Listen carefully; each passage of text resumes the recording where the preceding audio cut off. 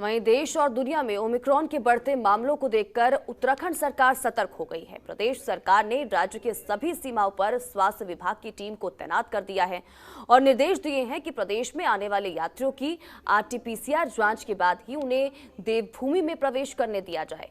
ऐसे में नारसन बॉर्डर पर भी दूसरे प्रदेशों से आने वाले यात्रियों की 72 घंटे की नेगेटिव आरटीपीसीआर रिपोर्ट की जांच की जा रही है, क्योंकि प्रदेश सरकार किसी भी तरह की कोई लापरवाही नहीं बरतना चाहती। तो देखिए, ओमिक्रॉन के बढ़ते मामले को देखते हुए अब सरकार की तरफ से ये कहा गया है कि अब जो यात्री हैं उनको पिछले 72 घंटे की आरटीपीसीआर टेस्ट रिपोर्ट अपने साथ लाना होगा।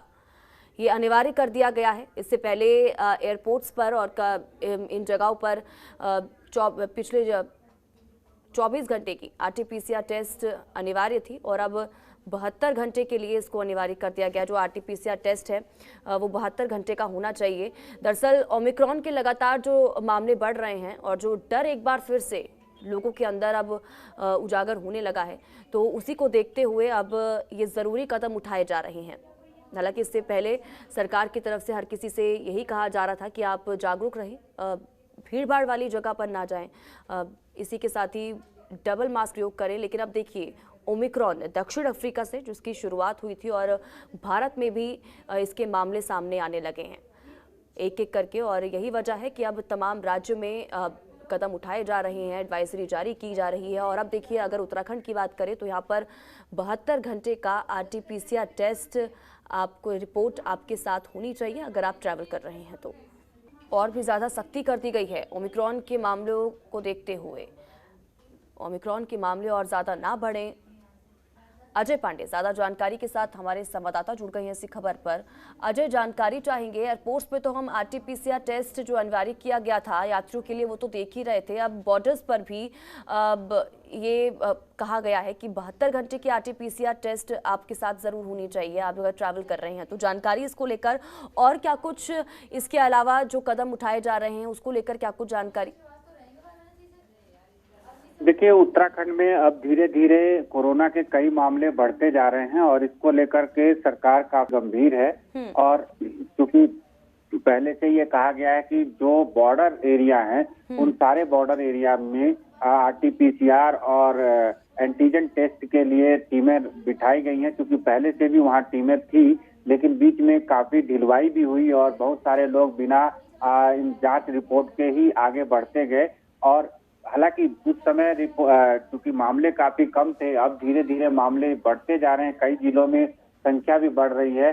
तो ऐसे में अब एक बार फिर से सरकार की ओर से जारी किया जा रहा है कि ये कहा जा रहा है कि अब बॉर्डर एरिया में जो भी प्रवेश करेंगे बाहर से, दूसरे प्रदेशों से, दूसरे राज्यों से जो लोग आएंगे, उन सभी लोगों का आरटीपीसीआर और एंटीजन टेस्ट होगा मौके पर और उन्हीं लोगों को अंदर आने दिया जाएगा, यानी उत्तराखंड आने दिया जाएगा जो लोग नेगेटिव रिपोर्ट्स वाले होंगे। क्योंकि तमाम जगहों पर इसकी अनदेखी की जा रही थी, नियमों की अनदेखी की जा रही थी और सरकार के ओर से जो गाइडलाइंस बनाए गए थे उसमें भी काफी ढिलाई दी गई थी।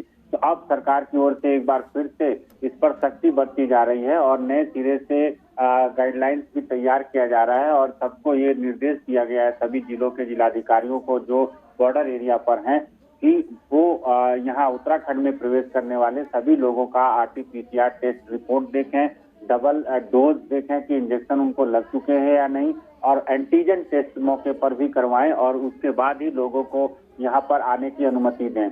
प्रदेश सरकार की ओर से जल्द ही इसके लिए, कोरोना के लिए नई गाइडलाइंस भी तैयार की जा रही है और उसको भी लागू किया जाएगा। मुख्यमंत्री पुष्कर सिंह धामी ने पहले भी ये कहा था अधिकारियों को कि जल्द से जल्द वो सारे जिलों के जो रिपोर्ट दें, इस तरह की स्थिति सभी जिलों में है और उनको कौन कौन सी ऐसी सुविधाएं चाहिए वो मुख्यमंत्री को सीधे तौर पर बताएं, ताकि आने वाले समय के लिए अलर्ट मोड में रहा जाए और उत्तराखंड में कोरोना के प्रभाव से बचने की तमाम जो कोशिश पहले सरकार की ओर से की जा रही थी उसी दिशा में एक बार फिर से बढ़ा जाए। क्योंकि प्रदेश के कई हिस्सों में, कई जगहों पर लगातार जो मामले हैं वो बढ़ते जा रहे हैं और जो संख्या है वो हालांकि कम ज्यादा हो रही है हर दिन के रिपोर्ट के हिसाब से, लेकिन संख्या पहले कई जिलों में शून्य तक पहुंच चुकी थी। कई हफ्ते तक जो वहां पर मरीज नहीं थे कई जिले शून्य घोषित हो गए थे। ऐसे में उन जिलों में भी अब अगर कोरोना के प्रभाव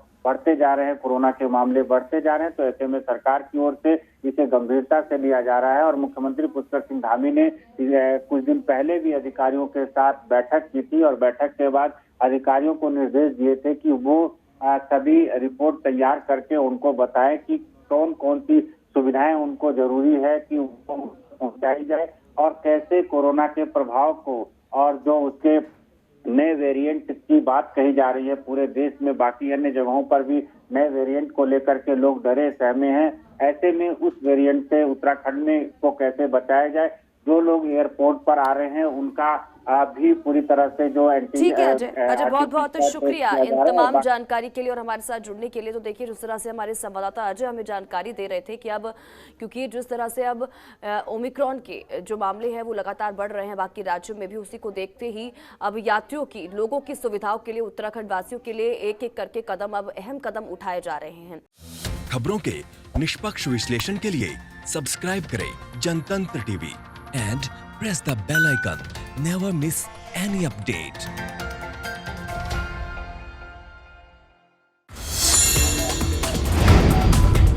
Download the Janatantra TV app, available on Google Play and App Store. Download it now.